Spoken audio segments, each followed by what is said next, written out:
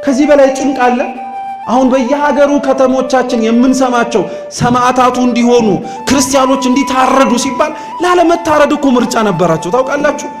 ላለመሞት እኮ አማራጭ ነበራቸው። እርሱን እምቢ ስላሉ እኮ ነው። አንፈልግም ስላሉ አብረን እንሞታለን ብለው ስለተናገሩ እኮ ነው። እንዴት ይሄ እንኳን እኛን ልባችንን አይመልሰውም? ክርስቲያኖች እግዚአብሔር እውነት ያለበት ቦታ እንኳን ተመችቶ ቀርቶ ሳይደላደልልህም ጭምር ትሄዳለህ። ሩቅ አትሂዱ። እግዚአብሔር ይመስገን በረከታቸው ለሁላችን እንደተደረሰን የአርሲ ክርስቲያኖች አሁን አያችኋቸው እኮ። አሁን እኛ መከራ ደረሰብን ነው ታዲያ የሚያስብለው? መከራ ደረሰብን እኛ? ኧረ እግዚአብሔር ቸር ነው፣ እግዚአብሔር ቸር ነው። እኛንማ ምንም አይነት እንኳን ሰይፍና ስለት ተነስቶብን ድምፅና የሰው ፊት እንኳን እኮ እግዚአብሔር እንድንጠራጠረው የሚያደርገን ሰዎች ነው። ይሄም ብቻ አይደለም። እኒህ ሰማዕታት ሌላም ትምህርት አስተምረውናል በቅርቡ። ሶስተኛውም መሬቶች ናቸው። እሾህ ይዋጋል። እሾህ በደንብ አድርጎ ከፍ ተብሎ እንዳይታይ አንቆ ያስቀራል። አንቆ ያስቀራቸው ብዙ ነገር ነበረ። ከፍ ብለው እንዳይታዩ ጩኸታቸው እንዳይሰማ በሰውኛው ያፈናቸው ነበረ። እውነት ነው፣ ሀቅ ነው። እነሱ ግን ከፍ ብለው ታዩ። ደማቸው ለኛ ምስክር መሆን እንዲችል እኛ ክርስቲያን መሆንና መኖር እንድንችል አሳየን እግዚአብሔር። እንዴ እኛ ላይ እግዚአብሔር ምን ያላወረደብን መቅሰፍት አለ? ወገኖቻችን ሲሞቱ አየን። ሀገር ሲበጠበት ተመለከትን። ቤተ ክርስቲያናችን እንደምናቃት ሳትሆን በብዙ ፈተና ስትወጠር አየን። አሁንም ጣት እየተጠቋቆምን ነው እኛ ክርስቲያኖች። አስተውሉ። ሰው ኃጢአት ሲሰራ አይታችሁ ሊሆን ይችላል እንጂ ንስሐ ሲገባ አላያችሁት። ሕይወት ከበደኝ የምንለው በነገራችን ላይ ለዚህ ነው። አሁን ግን ዝክሮቻችንን ተመልከቷቸው። ላበላን የምናጠግብበት እኛ ጠግበን ለነበርንበት ዝክር መለካከያ መፎካከሪያ እርስ በእርስ ትከሻችንን የምንመዛዘንበት ከሆነ ሰነበተ። እውነተኛ እድምተኞች ሆነው የሚጠሩት የኔ ቢጤዎች ትራፊውን ይበላሉ። ለምን ክርስቲያኖች? ክርስቶስን ግን የእውነት በነፍሱ የሚወደው የእውነት የሚፈልገው ሰው ግን ካለ እርሱ ካለባት ታንኳ ላይ ለመድረስ የሚመጣበትን ነገር በሙሉ ለመቀበል የወደደ ነው።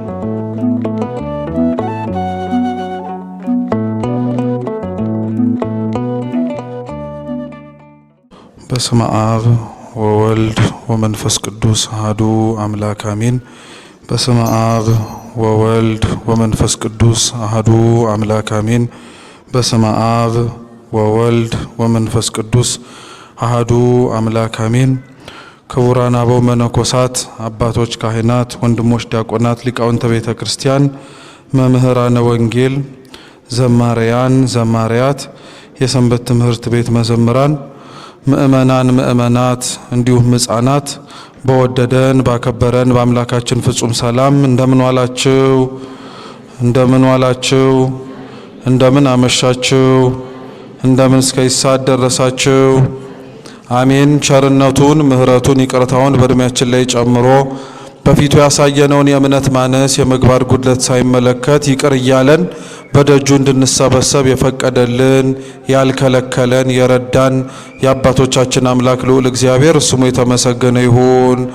አምላካችን ቅዱስ እግዚአብሔር ቢወድ ቢፈቅድ ከዚህ ሰዓት ከዚህ ደቂቃ በኋላ የአምላካችን የልዑል እግዚአብሔርን ቃል እንማራለን። ሁላችንም ካለንበት ከተቀመጥንበት ሰውነታችንን ብቻ ሳይሆን አእምሯችንን ሰብስበን ሕሊናችንን ከተን ይህን ቅዱስ ቃሉን እንድንሰማ በትህትና ጠይቃችኋለሁ። አምላካችን ቅዱስ እግዚአብሔርም በጉባኤያችን መሃል ተገኝቶ የራቀውን አቅርቦ የረቀቀውን አጉልቶ ምስጢርን የሚገልጽ እርሱ ከሳቴ ምስጢር መንፈስ ቅዱስ ለሁላችንም በነገር ሁሉ ማስተዋሉን፣ ጥበቡን፣ ዕውቀቱን፣ ልቦውን፣ አእምሮውን እንዲስልብን እንዲያሳድርብን ቅዱስ ፈቃዱ ይሁንልን። ለዛሬ እንደ እግዚአብሔር ቅዱስ ፈቃድ የምንማማርበት የመጽሐፍ ቅዱስ ክፍለ ምንባብ የሚሆነው የሐዋርያው የቅዱስ ማቴዎስ ወንጌል ምዕራፍ 13 ከቁጥር 1 እስከ 9 ያለውን ኃይለ ቃል ወይንም ትምህርት ይሆናል። አስቀድሜ መጽሐፍ ቅዱሱን ቃል በንባብ አሰማችሁና ከዛ በኋላ ወደ ትምህርታችን እንሄዳለን። እግዚአብሔር ከሁላችን ጋር ይሁን።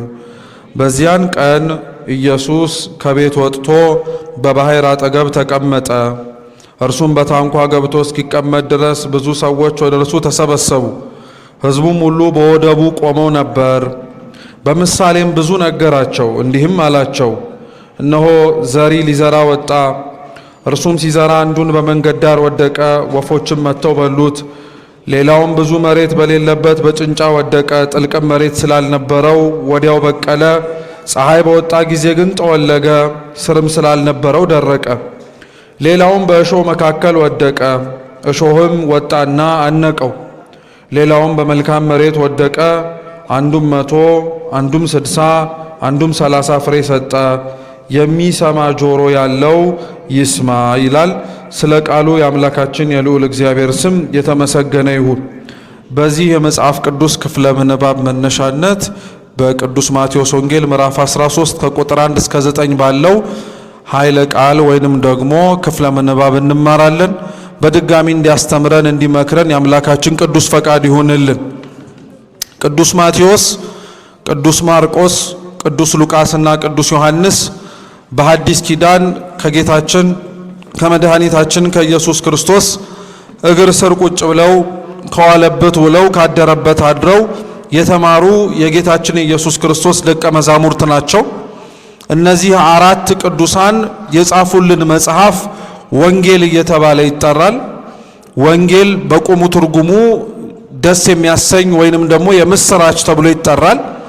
እነዚህ አራት ወንጌላት በዋነኝነት ዓላማና ጭብጣቸው የጌታችን የመድኃኒታችን ኢየሱስ ክርስቶስን በዚች ምድር በነበረበት ጊዜ ላይ ያስተማረውን የቃሉን ትምህርት፣ በእጆቹ የሰራቸውን ተአምራት፣ እንዲሁም ደግሞ ለድህነት ዓለም ሲል ራሱን ቤዛ አድርጎና መስዋዕት አድርጎ የሰጠውን የድህነትን ሥራ ለዓለም እንዲሁም ደግሞ ለትውልዱ መድረስ መትረፍ እንዲችል ጽፈው ያስቀመጡልን የወንጌል ጸሐፊያን ናቸው። ጌታችን ኢየሱስ ክርስቶስ ወንጌል እንዲጻፍ የተፈለገበት ወይንም ደግሞ እንዲጽፉም ደቀ መዛሙርቱን ያደረገበት በእያንዳንዳቸው የራሳቸው ምክንያት አላቸው።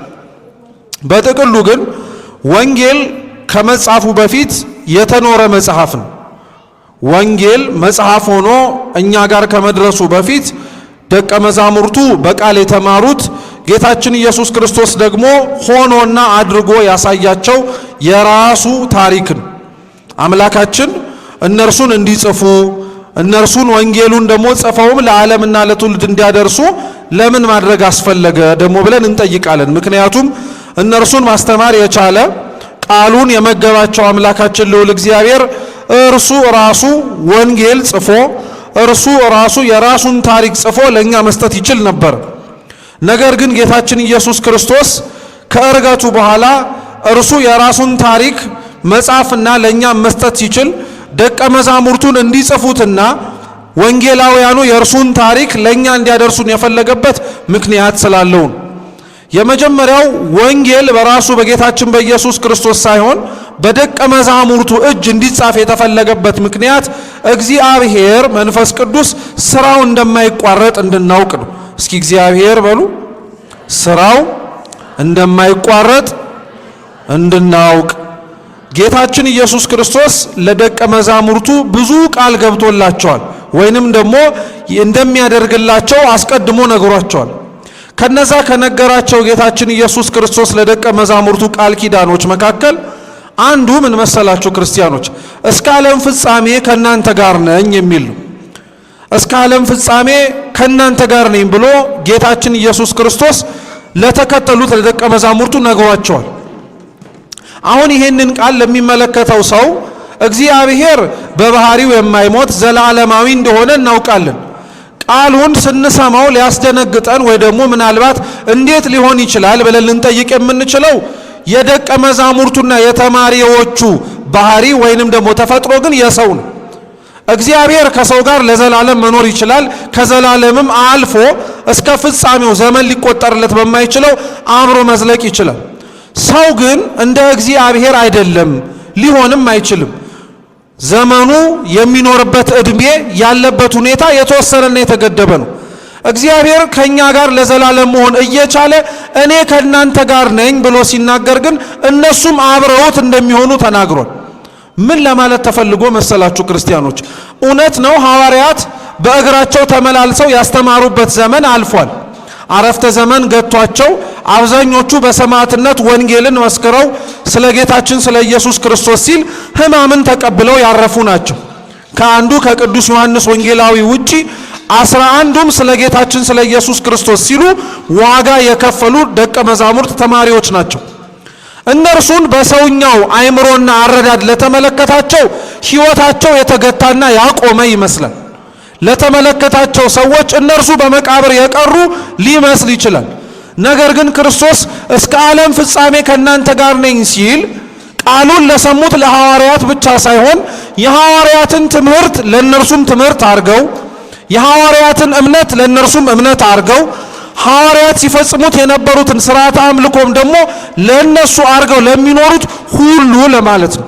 ለዛ ነው ቤተ ክርስቲያን ውስጥ የምንኖር ሁላችን ሐዋርያዊት በሆነችው ቤተ መቅደስ ስለተሰበሰብን እግዚአብሔር ከኛ ጋርም ለዘላለም ነው ስንል ምን ለማለት ፈልገን ነው? ሐዋርያት የሚያስተምሩን ትምህርት አምነን ስለተቀበልን ሐዋርያት የተቀበሉትን ክህነት እኛም አምነን ተቀብለን በዛ ክህነት መባረክ እንዲሁም ደግሞ በክህነቱ ምስጢራት ስለምንሳተፍ፣ ሶስተኛም ደግሞ ሐዋርያዊ ሥርዓተ አምልኮት ስላለን ቅዳሴ እነርሱ ከጌታ እግር ስር እንደተማሩት ሁሉ እኛም ያለንባት ቤተ መቅደስ እስካሁን ድረስ ጌታችን እስከሚመጣበትም ዘመን ድረስ ቅዳሴ የምትቀድስ ስለሆነች እስከ ዓለም ፍጻሜ ከእናንተ ጋር ነኝ ያለው ክርስቶስ ለደቀ መዛሙርቱ ብቻ ሳይሆን ክርስቲያኖች አምነን ለተሰበሰብን ለእኛም ጭምር ነው። ስለዚህ እግዚአብሔር መንፈስ ቅዱስ ከኛ ጋር ለዘላለም እንደሆነ የምናውቀው ደግሞ በምንድን ነው ቢባል በሥራው ነው። እግዚአብሔር መኖሩ የሚታወቀው ከኛ መካከልም አምላካችን አለ ብለን ስንናገር መኖሩን የምንመሰክረው በሥራው ነው። ታዲያ እግዚአብሔር መንፈስ ቅዱስ አምላካችንም እስከ ዓለም ፍጻሜ ድረስ ከኛ ጋር እንደሆነ የምናውቀው ሲያስተምራቸው የነበረውን የአምላካቸውን ቃል ከሱ እርገት በኋላ ራሱኑ መልሰው ሲጽፉት ስላገኘናቸው ነው። የእግዚአብሔር ሥራ እንደማይቋረጥ የአምላካችን ሥራ ዘመን የሚገድበው እንዳልሆነ ለማጠየቅ እግዚአብሔር ወንጌላቱን መጻፍ ሲችል ራሱ ደቀ መዛሙርቱ እንዲጽፉት ግን አደረጋቸው። እነዚህ ደቀ መዛሙርቱ ታዲያ ወንጌልን ለአራት ነው ተካፍለው የጻፉት። ለስንት አልኳችሁ? ለአራት። ለምን አንድ አድርጎ አልተጻፈም? በቤተ ክርስቲያን ታሪክ ላይ የሚገርማችሁ በተለያዩ ዘመናት ላይ የተነሱ ነገስታት የወንጌል ቁጥር 4 መሆኑ ለምን አስፈለገ በሚለው ምክንያት አድርገው ይናገሩ ነበር። እና አራቱም የሚያወሩት ስለ አንድ ጉዳይ ከሆነ ለምን አንድ መጽሐፍ ሊሆን አያስፈልግም? ማለትም ጨምቀ ነው የማቴዎስ፣ የማርቆስ፣ የሉቃስ፣ የዮሐንስ ከምንለው እየሰማችሁ ነው። አንድ መጽሐፍ ለምን አይሆንም ብሎ የሚያስቡ ዘመኑን የመጣባቸው ሰዎች ነበሩ ድሮ። ነገር ግን እግዚአብሔር አምላካችን እርሱ ባወቀ አራት እንዲሆኑ ወንጌላውያኑ የሚጽፉበትም ርዕሰ ጉዳይ አንድ እርሱ ጌታችን ኢየሱስ ክርስቶስ ወይም አምላካችን እንዲሆን የተፈለገበት ዓላማ አለ። አስቀድሞ ወንጌላውያኑ መጥተው ስለ ክርስቶስ ከመናገራቸው በፊት ለነሱ ትንቢት ስለነበራላቸው ነው። የቅድስት ሥላሴን መንበር ይሸከማሉ ተብለው የሚነገሩት አራቱ እንስሳት ኪሩቤል አራት እንደሆኑት ሁሉ ስለ እግዚአብሔርም የሚያስተምሩ ስራውንም የሚናገሩ ጸሐፍትም አራት ለመሆናቸው አስቀድሞ ትንቢት ስለተነገረላቸው። ከዛ ውጭ ግን ክርስቲያኖች ወንጌላቱን አራት እንዲሆኑ የተፈለገበት ምክንያት ደግሞ እግዚአብሔር አምላክ ዓላማ ስላለው። ይሄንን ወንጌል እግዚአብሔር አንድ ማድረግ ሳይችል ቀርቶ አይደለም። ልብ ብላችሁ ስሙኝ። እግዚአብሔር ይህን ወንጌል አራቱን አንድ አድርጎ ማጻፍ ከብዶት አይደለም። አራት እንዲሆኑ ግን የፈለገበት ምክንያት አለ። እንዲያውም ከአራቱ ራሱ ይለያያሉ። ሁለቱ ሐዋርያት ናቸው፣ ሁለቱ አርድእት ናቸው። አራቱንም በሐዋርያት ማጻፍ ይችል ነበር፣ አራቱንም በአርድእት ማጻፍ ይችላል። አራቱም ቀርተው በአንድ መጽሐፍ ሙሉ ታሪኩ እንዲጻፍ ማድረግ ይችል ነበር። ነገር ግን ጌታችን ይህን ያላደረገው ለምን መሰላችሁ? ሁሉም ጌታችን ኢየሱስ ክርስቶስን ተከትለውት እስከ መጨረሻው የእግዚአብሔርን መንፈስ ወይም መንፈስ ቅዱስን የለበሱትና የተዋሃዳቸው ደቀ መዛሙርቱ ሁሉም በእግዚአብሔር ሥራ ውስጥ ሚና እንዳላቸው እንዲታወቁ ነው። ሁሉም ሚና እንዳላቸው እንዲታወቁ ነው።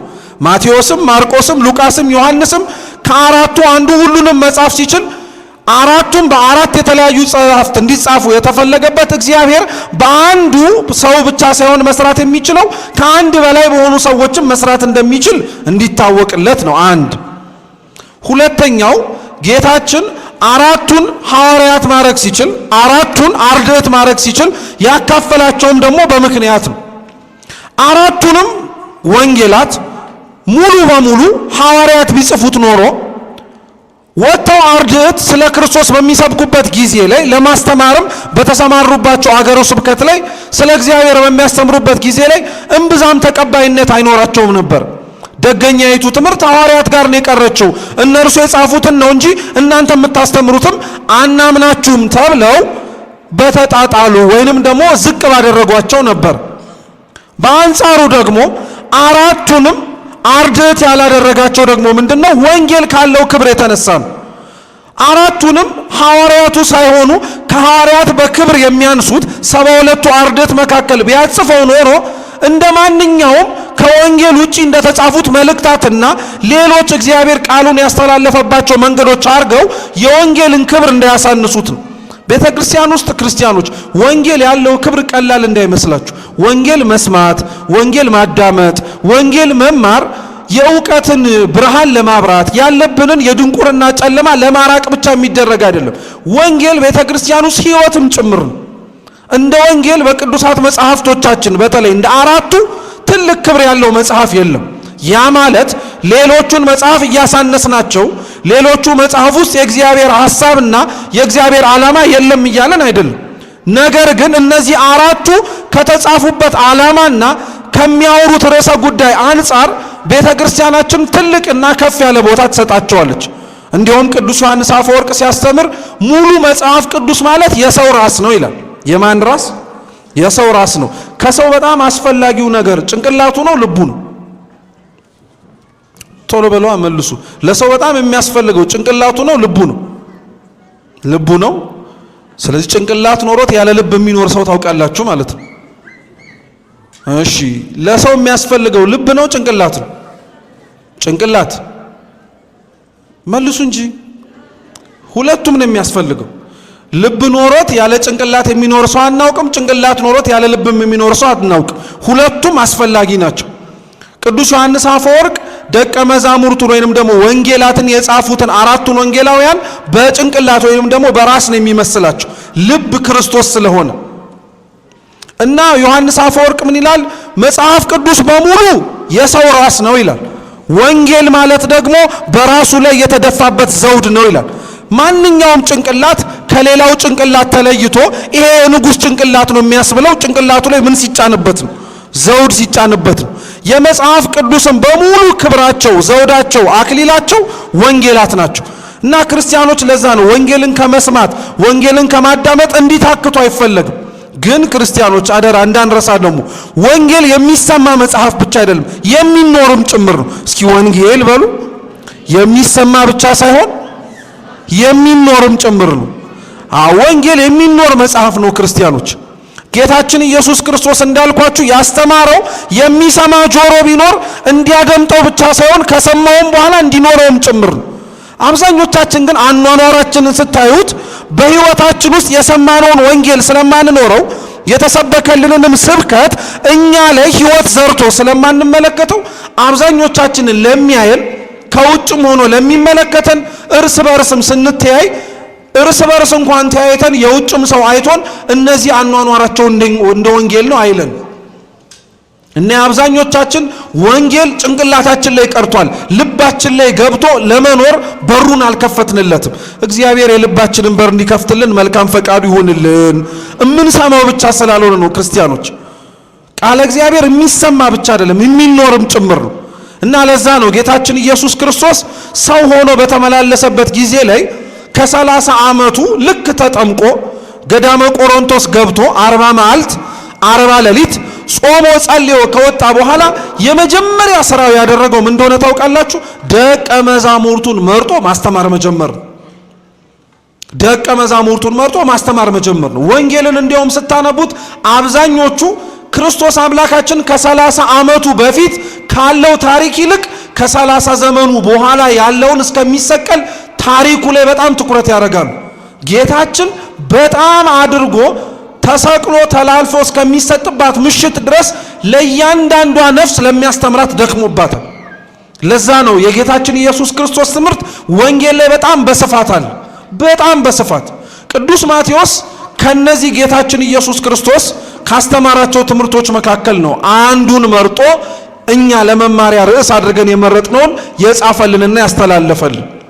ምን አለ ቅዱስ ማቴዎስ የማቴዎስ ወንጌል ምዕራፍ 13 ቁጥር 1 ላይ ሲጀምር እንዲህ ብሎ ነው የጀመረው።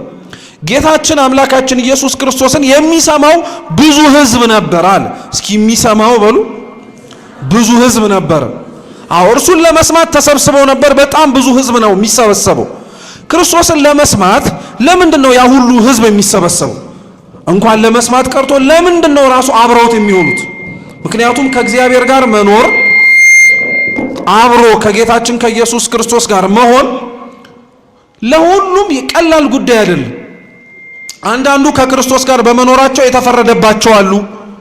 ሌሎች ከክርስቶስ ጋር አብረው በመታየታቸው አላዋቂዎች ተብሎ የተፈረጁ አሉ። ከክርስቶስ ጋር አብረው በመኖራቸው ቀርቶ እርሱ ያረገላቸውን እንኳን በመመስከራቸው የተገለሉም ጭምራሉ። ታስታውሱ ከሆነ የዮሐንስ ወንጌል ምዕራፍ 9 ላይ ከእናቱ ማኅፀን ጀምሮ ልሙጥ ግንባር የነበረው ዓይን የሌለው ሰው ነበር እና ጌታችን ኢየሱስ ክርስቶስ ምራቁን ጢቅ ብሎ ከመሬት ላይ ጭቃ አብኩቶ የዓይን ምልክት አደረገለት። ሂድና በሰሊሆም መጠመቂያ ታጥበህና አለው። ታጥቦ ሲመጣ ዓይኑ በራለት ወዲያውኑ እና ዓይኑን እንዳበራለት ጌታችን ኢየሱስ ክርስቶስ የመሰከረበት ቦታ ላይ የሰሙት ምስክርነቱን ፈሪሳውያን ከዛ ከመሰከረበት ቦታ ላይ እንዲወጣ ነው ያደረጉት። ስለዚህ ክርስቶስ ጋር አብሮ መሰብሰብ እንዲሁ ቀላል እንዳይመስላችሁ ክርስቲያኖች። ስንሰማው ተሰበሰቡ ሲባል በጣም ቀላል እንዳይመስላችሁ። ከእግዚአብሔር ጋር መሆን ከአምላክ ጋር አብሮ ለመኖር መወሰን ከደስታው ውጪ አብሮ የሚመጣውም ሐዘንም ጭምራል። ከምናገኘው በረከት ጋር አብሮ ደግሞ ሊመጣ የሚችልም ደግሞ መከራና ጉስቁልናም ይኖራል። እግዚአብሔርን የተከተልነው ሁላችንም የልቡናችንን መሻት በሙሉ ያለምንም ማወላወል ስለሚፈጽምልንና እሺ ስለሚለን አይደለም። እግዚአብሔርን የምናመልከው በረከታችንም ከእርሱ ነው፣ መከራችንም ቢመጣ የሚያሳልፍልን እርሱ እንደሆነ ስለምናውቅ። አብዛኛው ክርስቲያን ግን አኗኗራችንን ስትመለከቱት እግዚአብሔርን የምንጠጋው ልክ እንደ አሳማ ነው። አሳማ ምን አይነት ጠባይ ያለው መሰላችሁ? ባለቤቱን የሚጠጋው ሲርበው ብቻ ነው። ባለቤቱን የሚጠጋው የሚበላው ሲያጣ ብቻ ነው። ባለቤቱ ለእርሱ የእህል ምንጩ ነው እንጂ የሌላ ነገር አይደለም። ስለዚህ እህል እስኪያጣ ድረስ የትም እየተልከሰከሰ ይበላል።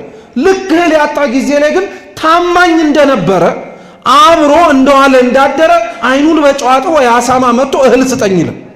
አብዛኞቻችን ክርስቲያኖች ለዛ ነው አኗኗራችንን እግዚአብሔርን አብረነው ለመገኘት ምክንያታችን ምንድነው ሲባል ልባችን ላይ ያለ በጣም ብዙ ቋጠሮ ስላለብን እንዲፈታልን ነው እንጂ ቋጠሯችን ቢፈታ እንገኝ አንገኝ እርሱ መድኃኔዓለም ነው የሚያውቀው። ቤተ ክርስቲያን ውስጥ ክርስቲያኖች እባካችሁ ጸሎት ስንጸልይ ልመና ለእግዚአብሔር ስናቀርብ ልብ ብላችሁ አዳምጡ። ክርስቲያኖች ጸሎት የሚጸልዩት ለጸሎታቸው መልስ ለማግኘት ብቻ አይደለም። ክርስቲያኖች ጸሎትን የሚጸልዩት ከእግዚአብሔርም ጋር አብሮ ለመሆን ነው። ማን ግን ጸሎት ከእግዚአብሔር ጋር አብሮ ለመሆን የሚጸልየው እንደሆነ ተረድቶ ልመናው ይቅርብኝ የሚል አለ? በጎ መሻቱ በሙሉ ይቅርብኝና ከእርሱ ጋር መሆንን ብቻ መርጣለሁ የሚል ሰው አለ? ከኛ መካከል ሊኖርም ላይኖርም ይችላል። ስለዚህ ከክርስቶስ ጋር አብሮ መኖር ካለበት ቦታ ላይ መሰብሰብ ቀላል ነገር አይደለም። ለዛ ነው ቅዱስ ማቴዎስ ወንጌል ምዕራፍ 5 ጌታችን ኢየሱስ ክርስቶስ ያስተምርበት ከነበረበት ቦታ ላይ ይገኙ የነበሩ ሰዎች ለምን ምክንያት እንደተገኙ ይናገራል። አንዳንዶች ክርስቶስ ሲያስተምርበት ቦታ ላይ የተገኙት ቃሉን ለመስማት ነው፣ ለመማር ተምሮ ለመለወጥ ነው። ልክ አሁን እዚህ መካከል ለምንድን ነው የመጣችሁት ብንባል ለመማር ለመለወጥ እንደምንለው ማለት ነው። አንዳንዶች እርሱ ካለበት ቦታ ላይ ይመጡ የነበሩት እርቧቸው ጠምቷቸው ነው፣ እህል ፈልገው። እንደው ወቅቱም ዘመነ ጽጌ አይደለም፣ ሁሉም ቤተ መቅደስ ውስጥ የሚያደርሰው ማለት ሊቆም የሚመጣ ይመስላል። ጠዋት ላይ የሚዘከር ዝክር ስላለ ሌሊቱን ታግሼ ባድር ጠዋት እንጀራ ቁራሽ አግኝቼ ረሃቤን አስታግሳለሁ የሚልም እኮ አለ። ረሃቡን ጥሙ አስቸግሮት የሚመጣም ሰው አለ። ለዛ ነው በነገራችን ላይ አንዳንድ አብያተ ክርስቲያናት አይታችሁ ከሆነ በተለይ የድሮ አብያተ ክርስቲያናት ዝክር የሚዘከረው ቤት ውስጥ አይደለም፣ ቤተ ክርስቲያን ውስጥ ነው ዝክር የሚዘከረው። ጽዋ ራሱ ያለው ታውቃላችሁ። የድሮ አብያተ ክርስቲያናት ጽዋው ሙዳዩ የሚጠጡበትም ጽዋም ጨምሮ ቤተ መቅደስ ውስጥ ቤተ ክርስቲያን ቅጥር ውስጥ ነው ያሉት፣ ሁለተኛው ክፍል ላይ ማለት ነው። የድሮ ቤተ ክርስቲያኖች አይታችሁ ከሆነ 3 ቅጥር ነው ያላቸው። ውጨኛ አጥር አለ። ስትገቡ ሁለተኛ በ40 ክንድ ርቀት እንዲቆሙ የሚታዘዙ እህቶቻችን አሊያም ደግሞ በተለያየ ምክንያት ወንዶችም ጭምር ወደ ቤተ መቅደስ መግባት የማይችሉት የሚቆሙበት ስፍራ አለ። ከዛ ሶስተኛው ደግሞ አለ ቤተ ክርስቲያኑ ያለበት ማለት ነው። እየሰማችሁኝ ነው? እየሰማችሁኝ ነው?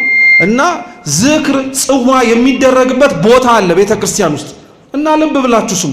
ዝክር ጽዋ በጥንቷ ቤተ ክርስቲያን ስርዓት መሰረት የሚገርማችሁ ውጪ ቤተ ክርስቲያኑ ዙሪያው ጋር እንዲደረግ ነው የሚፈልገው። ለምን መሰላችሁ? እንግዳ ሆነ የምትጠራው ዝክሩን ለመቅመስ የመጣውን ሰው ብቻ ነው። አንተ እንደምታበላ አይቶ ለመጥገብ የሚመጣ የኔ ቢጤ አለ። በረከትህ እኮ ነው እሱ የኔ ቢጤው የምታበለው። አሁን ግን ዝክሮቻችንን ተመልከቷቸው። ላበላን የምናጠግብበት እኛ ጠግበን ለነበርንበት ዝክር መለካከያ መፎካከሪያ እርስ በእርስ ትከሻችንን የምንመዛዘንበት ከሆነ ሰነበተ። እውነተኛ እድምተኞች ሆነው የሚጠሩት የኔ ቢጤዎች ትራፊውን ይበላሉ። ለምን ክርስቲያኖች? ቅዱስ ባስልዮስ ምን ይላል መሰላችሁ? ድሆች የመንግስተ ሰማያት መግቢያ በሮች ናቸው ይላል። እውነት ነው። በድሆች በየኔ ቢጤዎች በኩል ነው መንግስተ ሰማያትን የምንወርሰው። ግን ቦታ አልሰጠናቸው። ዝክራችንን ደበቅንባቸው ቤት ውስጥ። ጽዋውን እንዳንቀምሰን እኛ የተረፈንን ቀርቶ አብረውን እንኳን እንዲበሉ አንፈልጋቸው። እግዚአብሔር ግን እኒህን መስሎ ሊመጣም ጭምር ይችላል። ረሃቡን ጥሙን ለማስታገስ እህል ሲያበረክት ስለሚመለከቱት አብረውት የሚውሉ ነበሩ፣ የሚያድሩ ነበሩ። አንዳንዶች ከሚያስተምርበት ቦታ ላይ ደግሞ ይገኙ የነበሩት ውበት ደምግባቱን አይተው ጌታችን ያምራል፣ ደምግባቱ አምሳያም የለውም፣ ምንም ሊወዳደረው የሚችል የለም፣ እርሱን ፊቱን ለማየት መልኩን ለማየት ይመጡ ነበር። ዛሬም በነገራችን ላይ ውጫዊ የሆነው የቤተ ክርስቲያን ውበት ማርኳቸው የሚመጡ ሰዎች እኮ አሉ። ውስጡ ምን ይኑር ምን አይኑር ምንም የምናውቀው ነገር የለንም ይላሉ። ግን ውጩን ሲያዩት ባንዲራው፣ ውጩን ሲመለከቱት ኪነ ህንፃው፣ ውጩን ሲመለከቱት የሚመለከቱት አጸዱ ላይ ያሉት በሙሉ ነገሮች ይማርኳቸዋል። እቺ ቤተ ክርስቲያን አደንቃችሁ እንኳን ውስጥ ገብተህ ቀርቶ ውጭም ታሸንፋለች። እንኳን ውስጥ ቀርታ ሰብካ ቀርቶ ቤተ መቅደሷ ራሱ በውበቱ አፍዞ ቁጭ ያደርጋል ብጉስ። እንዲህ አይነት ቤተ ክርስቲያን ውስጥ ነው ያለነው እኛ። በውበቱ የሚመጡለት ነበሩ። አንዳንዶች ደግሞ ይመጡ የነበሩት ተአምር ፈልገው ነው። የሚበላው ይበላል፣ የሚጠጣው ይጠጣል። ሌላው ግን የልቡ ቋጠሮ አለ በደንብ እንዲፈታለት የሚፈልገው ተአምር ፈልጎ የሚመጣ ነበር። ክርስቶስ የሚገርማቸው እነሱንም ራሱ ይቀበል ነበር። አምስተኞቹ ደግሞ ይመጡ የነበሩት ለክስ ነው። ምን ይሉ ይሆን? ምን ይል ይሆን? ምን ያወራ ይሆን? ከስህተት ከንግግሩ ውስጥ እግዚአብሔር እኮ በባህሪው ስህተት የሌለበት እኮ አምላክ ነው። እነርሱ ግን ስሁት በሆነው አረዳዳቸው ሲናገር ስህተት ልናገኝበት እንችላለን ብለው ስህተትን ለመፈለግ የሚመጡም ነበሩ። አሁን ይህን ያነሳውላችሁ ለምን መሰላችሁ? ክርስቶስ አምላካችን እነዚህን ሁሉ ሕዝብ ሰብስቦ ሲያስተምር እውነት ቃሉን ሰምቶ ሊለወጥ የሚችለው ማን እንደሆነ ያውቃል አያውቅ? መልሱ እንጂ። ያውቃል፣ ጠንቅቆ ያውቃል። ማን ተምሮ ማን ለውጥ እንደሚያመጣ ያውቃል። ግን አይደንቃችሁ? ተምረን ለውጥ እንደማናመጣ ሰምተነው የምንፈልገውን አግኝተን እርሱ ሊሰጠን የሚያስፈልገንን እጁን ሲዘረጋ እምቢ እንደምንለው እያወቀ ለምን እኛን ይነግረናል ታዲያ? እግዚአብሔር እንዲህ አይነት አምላክ እኮ ነው። እንደማንሰማው እያወቀ ጆሮ እንደማንሰጠው እየተመለከተ አሁንም ይናገራል፣ አሁንም ያወራል። ምናልባት ትላንትና ጆሮ አለመስጠታችንን የምናውቀው ዛሬ የሚነገረው ደግሞ ልባቸውን ይሰብራል ብሎ ይናገር። ስለዚህ ክርስቶስ ጋር ማንም የሚናቀና ማንም የሚጠላ ነፍስ የለም። ሁሉም እንዲሰበሰቡ ይፈቀድላቸዋል። ዛሬ ያለንባት ቤተክርስቲያን ውስጥ እኮ በሯን ቤተክርስቲያን ለሁሉን የከፈተችው እርሷ ቤተክርስቲያን በሩን ከፍታ የተሰበሰብን እኛ እኮ ነን በሩን ለመዝጋት የምንሯሯጠው። እማንፈልገው ሰው ሲገባ እናባራለን። የማይመቸውን ሰው ስናየው ለምን መጣ እንላለን። ደስ የማይሰኝበትን ስራ ያደረገውን ሰው በንስሐ ታጥቦ ሲመጣ ትላንትና እንዲያድርጎ እንላለን። ክርስቲያኖች አስተውሉ። ሰው ኃጢአት ሲሰራ አይታችሁ ሊሆን ይችላል እንጂ ንስሐ ሲገባ አላያችሁት። ስለዚህ አይታችሁ ልትወቅሱት በመረጣችሁት ኃጢአቱ ልክ እያነባ እግዚአብሔር የማረውን ምሕረቱንና ንስሐውንም ጭምር ማሰብ አለብን። ለዛ ነው ቤተክርስቲያን ውስጥ ግቢው ጠቦን ቤተክርስቲያን ውስጥ ቦታ የለም ብሎ እግዚአብሔር አባሮን አያውቅም። እኛ እርስ በርስ እንጎነታተላለን እንጂ። እኔ የሚደንቀኝ ምን መሰላችሁ? እሺ እዚህስ እንደው ተሳሳብን፣ ተገፋፋን፣ እንዳላይሽ ተባባልን። እናንተ መንግስተ ሰማያት ብንገባ ምን ልንሆን ነው? የሚደብርህን ሰው ብታገኘው ሲኦል ልወርድ ነው ልትል ነው ወይስ እሱ ይወረድልኝ ልትል ነው? በጣም እኮ ነው የምንገርመው በእውነት። እርስ በራሳችን ሊኖረን የሚገባው ቤተክርስቲያን እዚህ እኮ ሁኑት የምትለን ነገር በሰማያትም የሚቀጥል ህይወት እንደሆነ መዘንጋት የለብን። ስለዚህ ክርስቶስ ብዙ ሰዎች ሲሰበሰቡ አብረው ከተሰበሰቡበት ቦታ ላይ አብሯቸው ተቀምጦ ነበር፣ ያስተምራቸው ነበር፣ ይሰሙትም ነበር። ከዛ በኋላ ነው ሲነበብ እንደሰማችሁት በታንኳ ላይ ተሳፈረና ጌታችን ኢየሱስ ክርስቶስ ወደ ባህሩ ገባ። ታንኳ ላይ ተሳፍሮ አብዛኛው ሰው ወደቡ ላይ ቀሩ።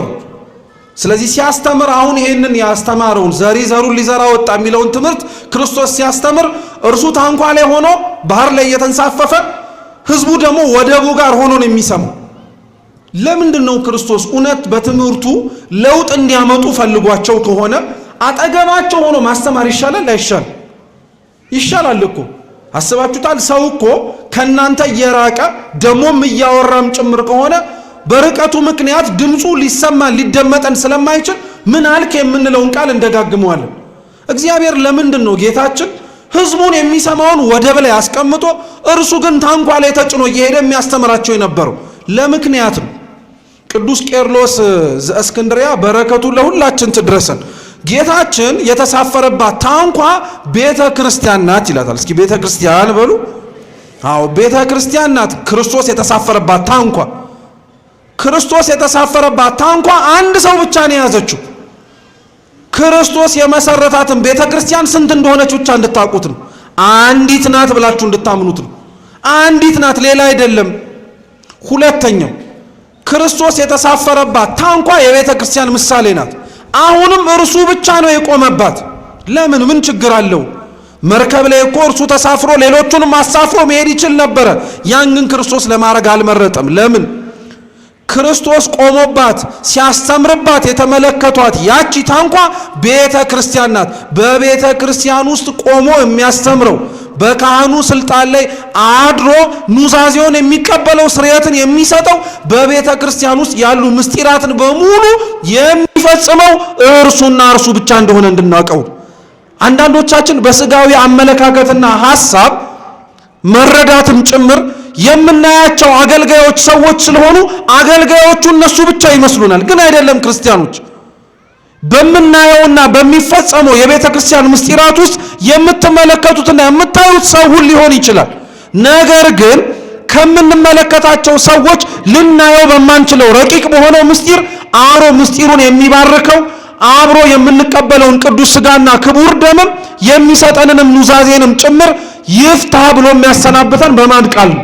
በእግዚአብሔር ቃል ነው። የትኛውም ቄስ የትኛውም ካህን መጥቶ ለሚያሳልመው ክርስቲያን ወይም መጥቶ ለመሳለም ለሚመጣ አንዲት ነፍስ ማን ይፍታን የሚል እርሱ ነዋ። ብቸኛው መፍታትም ማሰርም የሚችል ስልጣን ያለው ማን ነው? እርሱ እግዚአብሔር ብቻ ነው። ተመልከቱ፣ እርሱ ብቻ አይደለም። ቅዱስ ሥጋውን ክቡር ደሙን ለመቀበል ቤተ መቅደስ ቤተ ክርስቲያን ስንገባ ካህኑ በሥርዓተ ቅዳሴ የሚጸልያቸውን ጸሎቶች ልብ ብላችሁ ስሙት። አንጻ፣ ባርክ፣ ምረት፣ ቀድስ ነው የሚለው። ያንን ኃላፊነት የማን ስለሆነ ነው? የእግዚአብሔር እኮ ስለሆነ ነው። አንጽቻለሁ፣ መርጫለሁ፣ ቀድሻለሁ አይልም። በእርሱ ላይ አድሮ ምስጢራቱን የሚፈጽመው ማን እንደሆነ ስለሚያምን ነው፣ እግዚአብሔር። ክርስቶስ የተሳፈረባት ታንኳ ማለት እሷ ናት። ክርስቶስ የተሳፈረባት ታንኳ ማለት እቺ ናት። ህዝቡ ግን ወደቡ ዳር ቆሞ ይሰማው ነበረ የሚለውን ደግሞ ቅዱስ ቄርሎስ አሁንም ይተረጉማል። ምን ይላል? ያቺ ታንኳ ቤተ ክርስቲያን ብቻ አይደለችም ይላል። ያቺ ታንኳ የሰውም ሰውነት ናት፣ ነፍስ ናት ይላል። እና ቅዱስ ቄርሎስ ምን ይላል መሰላችሁ?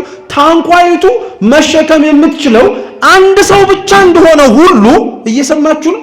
የእናንተም ሰውነት ሊመራና መሪም ሆኖ ሊሸከመው የሚችለው ማንን ብቻ እንደሆነ እንድታውቁት ነው፣ እግዚአብሔርን። እስኪ እግዚአብሔር በሉ፣ ሰውነቴን በሉ።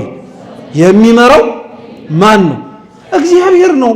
ታንኳይቱ መሸከም የምትችለው አንድ እንደሆነ ሁሉ የኔና የእናንተም ሰውነት ሲገዝፍና ሲሰፋ ስትወፍር ብዙ የሚሸከም እንዳይመስል፣ የሚሸከመው ማንም ብቻ ነው?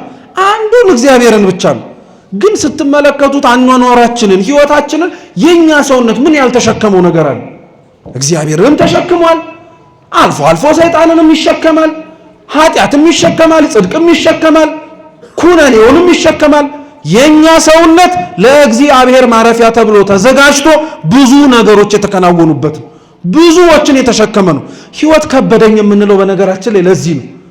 ሊያቀልልን ከሚችለው ከእግዚአብሔር ውጪ የተሸከምናቸው ብዙ ኮተቶች ስላሉብን እነዛን ካላራገፍን በቀር ክርስቲያኖች መቼም ሊቀልልን አይችልም ህይወታችን። እንዲሁ የቀለለ እየመሰለን ይበልጥ እየከበደ ይመጣል እንጂ እግዚአብሔር አምላካችን ለዛ ነው ታንኳው ላይ ቆመና ከዛ በኋላ ለነሱ ማስተማር ጀመረ። እነሱም ወደቡ ላይ ሆነው ያዳምጡት ነበር። ለምን ወደቡ ላይ ቀሩ? ለምን ወደቡ ላይ ቀሩ? ቃሉ ከሩቅ ሆኖ ሲሰማ እንደማይሰማቸው ይበልጥ በደንብ ቅርበት ቢኖር ሊያዳምጡት እንደሚችሉ እኮ ማስተዋል አያቅትም። እንደው ከእርሱ ጋር እሺ ታንኳው ላይ መሳፈር ቢያቅታቸው ዙሪያ ላይ መርከብ እንኳን ይዘው ወይ ታንኳ ፈልገው እንኳን አይሄዱም። እየሰማችሁ አይሄዱም። ምን ችግር አለበት? የክርስቶስ ፍቅር እኮ የእግዚአብሔርን ቃል ከልቡ ለሚሰማው ሰው እኮ ምንም ነገር ሊገድበው እንደማይችል ታውቃላችሁ። ታስታውሱ ከሆነ ጌታችን ኢየሱስ ክርስቶስ ደቀ መዛሙርቱን እህል አበርክቶ ከበላ በኋላ ባለበት ቦታ ላይ ተቀመጠና እናንተ ወደዚያ በማዶ ተሻግራችሁ ጠብቁኛል። 12ቱም በአንድ በሚሸከማቸው መርከብ ላይ ተቀምጠው እየቀዘፉ ሲሄዱ ጌታችን ኢየሱስ ክርስቶስ ባህሩ ላይ እየተራመደ መጣ። አሁን ታንኳ ላይ ተሳንፈፈ ስል ነው የሰማነው። በአንጻሩ ደግሞ በሌላ ቦታ ላይ እርሱ ባህሩ ላይ እየተራመደ እነርሱ ደግሞ ጀልባ ላይ ተቀምጠው ነበር መርከብ ላይ። ፈሩ፣ ደነገጡ። የሚመጣባቸውን ነፋስና አውሎውን ሲመለከቱ በጣም ተሸበሩ። ከነሱ መካከል ከሩቅ ሆኖ ሲመጣ ያዩት ደቀ መዛሙርቱ እግዚአብሔር ነው ጌታ እኮ ነው ሲሉ ጴጥሮስ ምንድን ነበር ያደረገው? ወርዶ ከጀልባው ላይ ባህሩ ላይ እየረገጠ አልሄደም፣ ሄዷል። አዎ ፍቅር ያስጨክናል ክርስቲያኖች። አያችሁት? እግዚአብሔር እውነት ያለበት ቦታ እንኳን ተመችቶ ቀርቶ ሳይደላደልልህም ጭምር ትሄዳለህ። አያችሁት? ወደብ ዳር መቅረት ምን ማለት መሰላችሁ? ቃሉን ሰምተነው ግን ለመኖር የማንመርጥ ሰዎች ስለሆንን ቃሉን አዳምጠኗል፣ ማረግ የሚጠበቅብንን ለማረግ ግን አንፈልግም። ስንሰማው ይጣፍጣል፣ ስንሰማው ይማርካል።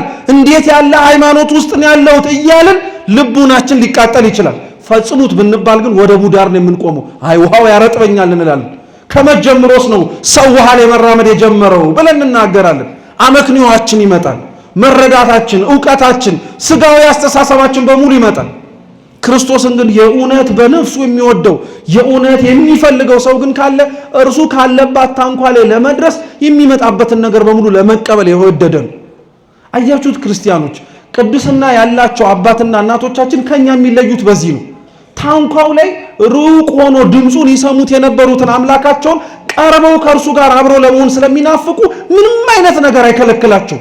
ባህር የተባለው በእነሱና በክርስቶስ መካከል እኮ ያለው መከራ እኮ ነው። መከራ ጭንቅ እኮ ነው።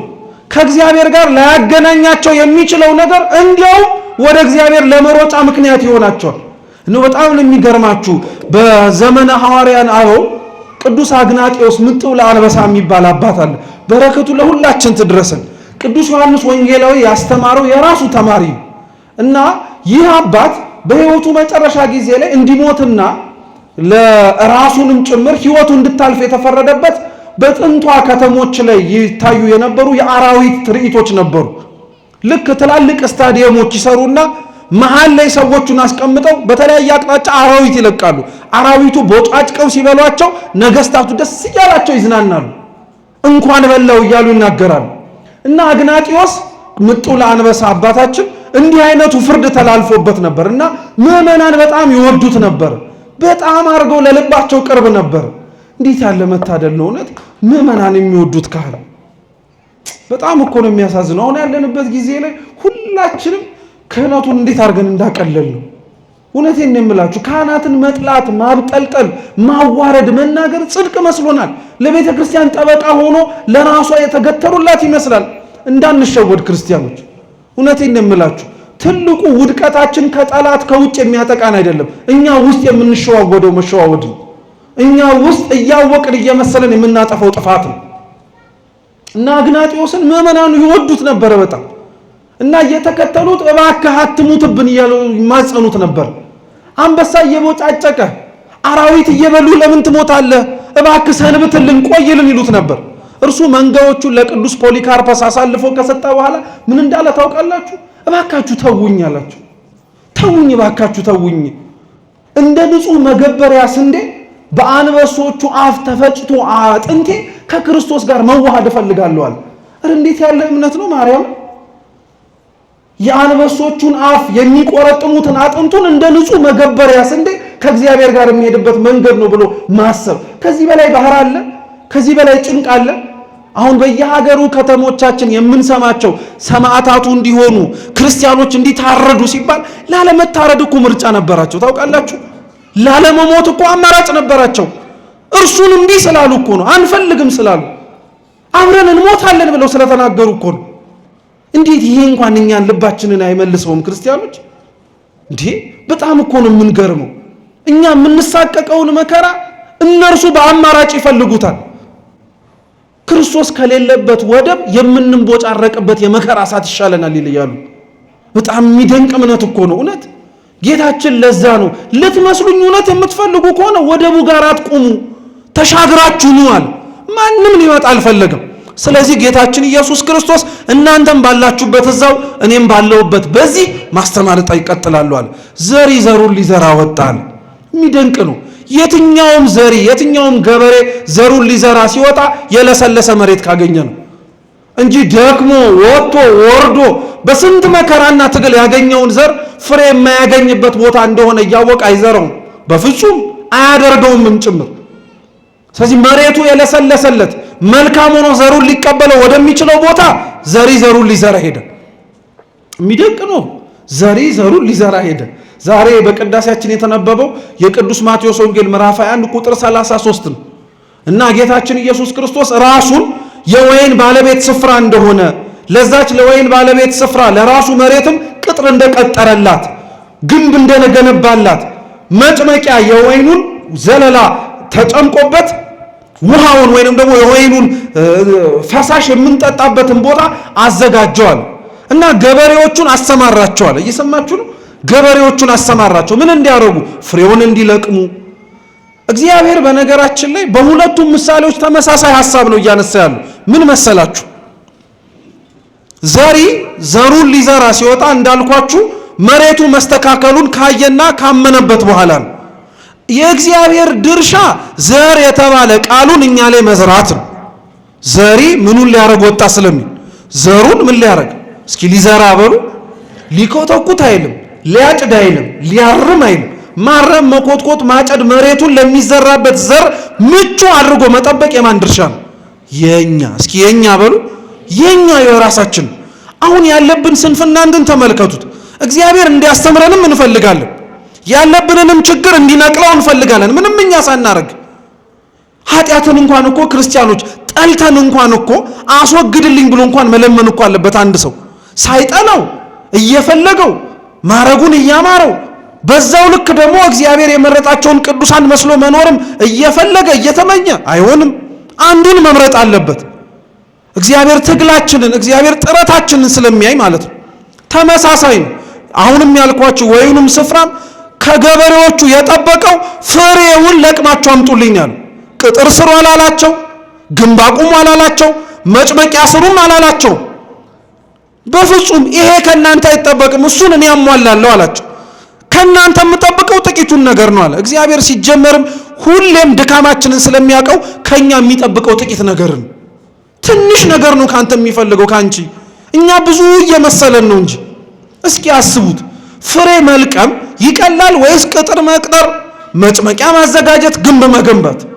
ከባዱን ስራ እኮ ባለቤቱ ሰርቶታል። ተመልከቱ። መጭመቂያ የምትባለው ቤተ ክርስቲያን ናት። ቤተ ክርስቲያንን እኛ አልሰራናትም። ማን የሰራልን? እግዚአብሔር። ቅጥር ቀጠረለት አለ። ቅጥር የሚባለው ነቢያት ናቸው፣ ቅዱሳን ናቸው። እነርሱን እንደ እሱ መስለው መኖር እንዲችሉ የመረጠ የቀደሳቸው እግዚአብሔር እርሱ። ግንቡ ማማ ሆኖ ከፍ ብሎ የሚታየው ራሱ ጌታችን ኢየሱስ ክርስቶስ ሁሉን ነገር አደረገ፣ አከናወነ። ከዛ ከኛ ጥቂት ነገር ፈለገ። የዘርዘሪው ምሳሌ ተመሳሳይ ነው። እርሱ ሊዘራ ወጣ። ዘሩን እናንተ አምጡት አላለም። ቃሉን ከእናንተ ፈልጌ ላግኝ አላለም። መጀመሪያ ሊዘራብን የፈለገው። የትኛውም እኮ ሰው ያልዘራውን አያጭድም ነው አይደለም የምንለው። እግዚአብሔርም እኮ ያልደከመበትን ነፍስ አምጣ ብሎ አያስጨንቅም እኮ። መጀመሪያ ደክሞ ወጥቶ ወርዶ ነው። ስለዚህ ዘሪ ዘሩን ሊዘራ ወጣል። እንደምታውቁት ይህን ታሪክ ብዙ ጊዜ ላይም ሲሰበኩ በሊቃውንቱ እንደሰማችሁት አንዱን በደረቅ መሬት ላይ ዘራው፣ አዋፈ ሰማይ ወሰዱት። ሁለተኛውን በጭንጫ መሬት ላይ ዘራው፣ ፀሐይ ሲወጣ አጠወለገው፣ ደረቀ። ሶስተኛውን በሾሃማ መሬት ላይ ዘራው፣ መብቀሉን በቀለ። ከፍ ብሎ እንዳይታይ ግን ምኑ አንቆ አስቀሩ፣ እሾሁ አንቆ አስቀሩ። አራተኛውን መልካም መሬት ላይ ዘራው። ገበሬ የሚገርማችሁ የሚዘራውን ዘር የሚያገኘው ከዘራው ከምርቱ ነው። ምርቱ ሲደርስ ይሰበስባል፣ ጎተራ ያስገባል። ጎተራ ካስገባው ከስንዴዎቹ መካከል ደግሞ ወይም ከዘራው ዘር ይመርጥና ምርጥ ዘር ያስቀምጣል። ይሄን በልቶ ሽጦ ተጠቅሞ ከቀጠለ በኋላ ነገ ወቅት ደግሞ ሲመጣ ያንን ምርጥ ዘር ነው አንስቶ ምን የሚያደርገው መልሶ የሚዘራው። እየሰማችሁኝ ነው? እግዚአብሔር ከሁላችን ጋር ይሁን። የሚዘራው መጀመሪያውን የሰበሰበውን ነው። ስሙ፣ ገበሬው በተቻለ አቅም ነው የምላችሁ የምርጥ ዘሩን ዘርቶ የሰበሰበውን ምርጥ ዘር በቅል ነው ራሱ የሚያስቀምጠው። እርጥበት አግኝቶ እንዳይሻግት፣ እርጥበት አግኝቶ የመዝሪያ ወቅቱ ሳይደርስ እንዳይበላሽበት ማለት ነው። ያንን ገበሬ እውነቴን ነው የምላችሁ ሄዳችሁ እህል ቢያጣ ቢራ ቢጠማ በየትኛውም ተአምር ምርጥ ዘሩን አይነካትም። ምርጥ ዘሩን ከበላው የዛሬው ረሃብ የዘላለም ረሃብ ነው የሚሆንበት። የዛሬው ጥም የዘላለም ጥም ነው የሚሆንበት። ስለዚህ መከራውንና ጭንቁን ወቅቱ መጥቶ መዝራት የሚችልበት ጊዜ እስኪደርስ ድረስ ይታገሳል። ያንን ያገኘውን ዘር ደግሞ የሚዘራው ምርት ሊያገኝበት የሚችልበት ቦታ ላይ ነው። ምርት ሊያገኝበት። አሁን እንደ ዘርዘሪ ገበሬ እናንተ ከነዚህ ከአራቱ መካከል ዘሩን ዝሩት ብትባሉ የትኛው ላይ ነው የምትዘሩት? ክርስቲያኖች መልሱ እንጂ የትኛው መሬት ላይ ነው የምትዘሩት? አስፋልት ላይ ትዘሩታላችሁ? መልሱ እንጂ አይዟችሁ፣ ልክ እኮ ናችሁ። አይደላችሁም እንዳልላችሁ ፈርታችሁ ነው። አስፋልት ላይ ትዘሩታላችሁ? እንደሚደርቅ እያወቃችሁ ጭንጫ መሬት ላይ ትዘሩታላችሁ? እሾህ እንደሚያንቀውና ፍሬውን ማግኘት እንደማትችሉ እያወቃችሁ ትዘሩበታላችሁ? መልሱ እንጂ አትዘሩም። የምትዘሩት የትኛው ላይ ነው ታዲያ? አይገርማችሁም ታዲያ? እግዚአብሔር ምርት የሚያገኝበትን መሬት ለይቶ ማወቅ እየቻለ የማያገኝበት እኛ ላይ ለምን ይደክማል? ልባችን ድንድን ያለ ድንጋይ እንደሆነ እያወቀ ለምን ይዘራብናል? ልባችን መከራ እንደማይታገስ አኗኗራችን እያወቀ ለምን ያስተምረናል? ስጋዊ የሆነው ምኞት አንቆ እንደሚያስቀረን እያወቀ ለምን ይደክምብናል? እግዚአብሔር ምርጥ ዘር እኮ ነው ቃል እግዚአብሔር እንዲሁ ዝም ብሎ የማይበተን ነው። ግን አይደንቃችሁም? እግዚአብሔር ቃሉን የሚሰማው ሰው ቢለወጥ ይመርጣል። ቃሉን የሚሰማው ሰው ቢስተካከልለት ይመርጣል እንጂማ አምላካችን እኮ ማይመረ ህዋት ሁሉን አዋቂ እኮ ነው። እዚህ እንኳን ለጉባኤ ተሰብስበን ሰምተን የማንለወጥ ሰዎችን እኮ ሊያባረን ይችል ነበር። ግን አይገርማችሁም? ልባችን ምን አይነት እንደሆነ የሚያውቀው እርሱ ብቻ ነው፣ ሰው የማያውቅም። ክብር ምስጋና ይድረሰው። እውነት ልባችን ምን አይነት ልብ እንደሆነ ራሱ እርሱ ብቻ ነው የሚያውቀው። የአንዳንዶቻችን ልብ ለዘር የማይመች ልብ ነው፣ ይታወቃል ተጠንቅቆ። እንደ አለት የጸና አዕዋፈ ሰማይ የተባሉ አጋንንት ሰምተነው ገና ሳንኖረው ነጥቀው የሚወስዱብን ደረቅ የሆነ ልብ ያለን ሰዎች አለን፣ ምንም ሊመልሰን ያልቻለ። እኔ በጣም ነው የሚገርማችሁ ክርስቲያኖች እኮ እንደው የኛን ድርቅና ልብ ሊያሸንፈው የሚችለው ምን ይሆን? እንኳን እኛ እግዚአብሔርን ያመንነው ቀርቶ እኮ እግዚአብሔርን ያላመነው ጣዖታትን አቁሞ ይሰግድ የነበረው ፈርዖን እንኳን እኮ በመቅሰፍት እኮ ልቡ ተሰብሯል። እንዴ እኛ ላይ እግዚአብሔር ምን ያላወረደብን መቅሰፍት አለ? ወገኖቻችን ሲሞቱ አየን፣ ሀገር ሲበጠበት ተመለከትን፣ ቤተ ክርስቲያናችን እንደምናቃት ሳትሆን በብዙ ፈተና ስትወጠር አየን። አሁንም ጣት እየተጠቋቆምን ነው። እኛ አሁንም የነገሌ ጥፋት ነው እያልን ነው። አረ መቼ ነው የኔ ነው የምንለው? እኔ ነኝ ለዚህ ሁሉ ጥፋት ተጠያቂ የምንለው? እንዴ ክርስቲያኖች፣ ዮናስ ያለበት ቤተ ክርስቲያን ውስጥ እኮ ነው ያላችሁት። ዮናስ ተሳፍሮ ለነበረባት ወደ ተርሴስ ሲኮበልልባት ለነበረችው መርከብ እኮ ሰላም፣ ጸጥታ፣ ደህንነት ለሌሎቹም ነፍስ መትረፍ ሲል እኮ እኔን ባህር ውስጥ ጣሉኝ ያለው ማን? ከኛ መካከል እኔን ባህር ውስጥ ጣሉኝ የሚል አለ? ሌላውን እየገፈተርን እንከት ይሆናል እንጂ እንደማናውቅ ጥፋት እንዳላጠፋ ምናልባት እነሱ ሊሆኑ ይችላሉ እንላለን እንጂ ቤተ ክርስቲያናችን ሰላም መነሳቷን ተመልክተን ሌሎች ብዙ ሸክሞች አሏት፣ እሱን አቀሉላት። ዮናስ የተሳፈረባት መርከብ ትዝ ይላችኋል። ከምን እንደተነሳ መርከቢቱ እንደዚህ የምትናወጥ መሆኑ ስላላወቁ ያላቸውን ሀብት በሙሉ እኮ ባህር ውስጥ ከተውት ነበር። ሞኞች። ሲበጠብጥ የነበረው ዮናስ እኮ ነው። አሁንም እኮ ስለ አንዲት ስለኛ ስለምናጠፋው ጥፋት ብሎ እግዚአብሔር እኛን ለመመለስ ያመጣውስ ቢሆን ሁሌም የሆነ ሰው እንዲመለስ የሚመጣ ነው የለም ይመስለን መቅሰፍት። ሁሌም የሆነ ሰው እንዲጠራ ይመስለናል አይደል? እግዚአብሔር መዓት የሚያመጣው አይደለም፣ እኛ እንድንመለስ ነው። እኔ በግል እናንተ በግላችሁ ሁላችንም ማለት ነው። ግን እንደዚሁ ድንድን ያለን ከፈርዖን በላይ የጸና ልብ እንዴት ክርስቲያን ይኖረዋል? ፈርዖን እኮ እግዚአብሔርን የማያውቀው እኮ ነው። ስለሱ ሰምቶ የማያውቅ እኮ ነው። ሲነገረው አይ ብሎ ያንገሸገሸው እኮ ሰው እኮ ነው። ቃሉን እያጠፈ በተለያየ መቅሰፍት የተመታ ሰው እኮ ነው። ፈርዖን እንኳን እኮ ልጁን ሲያጣ ውጡልኝ ብሎ አንተ እጅህ ላይ ያለውን ብዙ ነገር ስታጣ እንደው እግዚአብሔር በልጦብህ አረ ሌላው ነገር ውጣልኝ አትልም? እንዴት ያለ አስፋልት ልብ ቢኖረን ነው ሁላችን። ተመልከቱት። አሁን ደረቁም መሬት ያው ነው፣ ጭንጫው መሬት መከራ የማያዘልቀን ክርስቲያኖች አለን። በፍጹም ኧረ የማይሆነውን ከፍ ብለን እንዳንታይ ፍሬ አፍርተን እንኳን እንዳይለቀምብን ፀሐይ አክርሮ ሲመጣን የምንደርቅ ሰዎች አለን። ለምን ገበሬው እዚህ ላይ ይዘራል? ለምን እግዚአብሔር እንደዚህ አይነት ነፍሳት ላይ ይደክማል? አብዛኞቻችን እኮ እግዚአብሔር መኖሩን የተጠራጠርነው ሌላ ውጭ ያለ መናፍቅ መጥቶ የለም ብሎ አስክዶን አይደለም። እዛው ቤት ውስጥ ሆነን የሚመጣብንን መከራ መታገስ ስላልቻልን። ፀሐይ እኮ ለሚያውቀው ሰው በነገራችን ላይ ለእጽዋት ያስፈልጋል አያስፈልግም? ያስፈልጋል እኮ ግዴታ ነው። ያለ ፀሐይ የሚያድግ እጽዋት ላይኖር ይችላል። ፀሐዩ ለእጽዋቱ እድገት እንደሚያስፈልገው ሁሉ መከራም ለክርስቲያኖች ወደ እግዚአብሔር መቅረብ ግድ ነው፣ ያስፈልጋል። በቃ ወደድንም ጠላንም የምንሸከመው መከራ አቅምና መጠን ሊለያይ ይችላል እንጂ አይቀርልንም። ክርስቲያኖች እንደው ምን አለበት እባካችሁ የምንሸከመው መከራ ከብዶን ለምንድንስ ነው ሌላው ላይ የተሸከመውን መከራ የምናከብድበት?